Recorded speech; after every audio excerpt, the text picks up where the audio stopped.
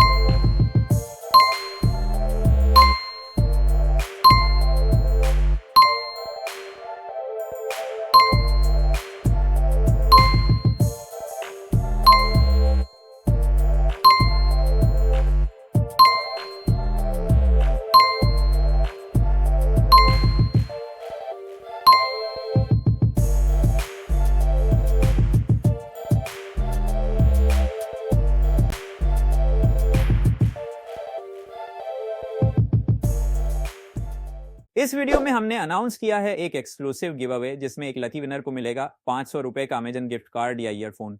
और give away में participate करना बिल्कुल आसान है। सिर्फ आपको 3 सिंपल स्टेप्स फॉलो करने हैं। पहला, वीडियो को लाइक करना है और अपने दोस्तों के साथ शेयर करना है। दूसरा, कमेंट सेक्शन में लिखना है कि आपको कौन सा फोन बेस्ट लगता है और क्यों। तीसरा, चैनल को सब्सक्राइब करना मत भूलना और बेल आइकन दबा के नोटिफिकेशंस ऑन करें ताकि आपको हमारी अगली अनाउंसमेंट का अपडेट सबसे पहले मिले।